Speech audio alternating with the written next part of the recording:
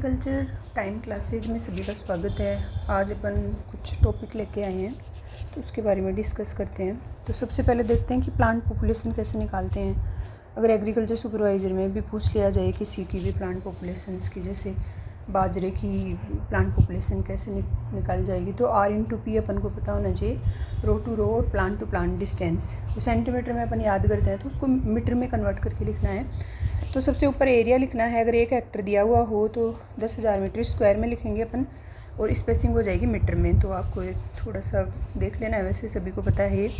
Physical purity of seed, physical purity कैसे ज्ञात करेंगे सीड की। प्योर सीड लेंगे अपन, डिवाइडेड करेंगे total weight of seeds into hundreds, मतलब जो भी अगर उसमें पत्थर वत्थर हैं उनको निकाल के वो जाएंगे प्योर सीड से, टोटल जो सीड लिया है उससे डिवाइड कर देंगे।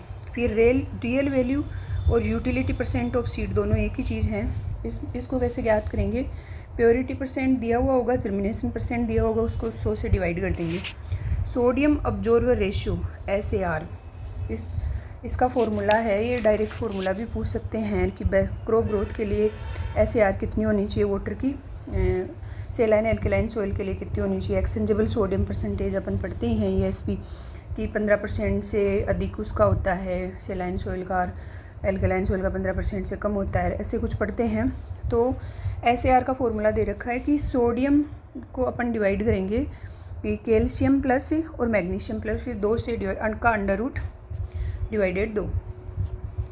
फिर इसमें दे रखा है कि जो क्रॉप ग्रोथ के लिए SAR हार्मफुल होती है 10 से अधिक, तो ये 10 से कम होनी चाहिए।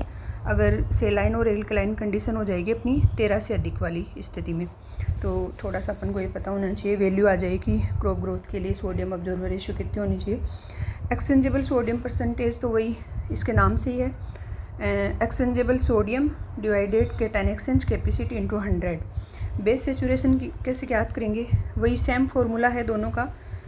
इसमें बेस सेचुरेशन आ जाएगा divided cation exchange capacity into 100। इसी की यूनिट है एक्सचेंजेबल वो इलेक्ट्रिकल कंडक्टिविटी, सॉरी। तो डेसीसाइमन्स पर मीटर, मिलीमोहोज पर सेंटीमीटर, माइक्रोमोहोज, तीनों सिमिलर यूनिट है इसकी। तो अपन इसी वो 4 से मेजर करते हैं, इसी इसकी 4 से ज़्यादा होती है, कम होती है। तो अपने जैसे थोड़ा सा पूछ लिया जाए कि क्रॉप ग्रोथ के लिए बोरोन की वैल्यू है वो कितनी सेफ होती है, तो 3 ppm से कम वाली हो जाएगी। और इसी प्रकार जो नाइट्रेट एक ड्रिंकिंग वाटर में कितना होना चाहिए, तो 10 ppm से कम होना चाहिए। और एक क्रॉप ग्रोथ के लिए सोडियम अब्जॉर्बर रेशियो 10% से कम होना चाहिए हमेशा।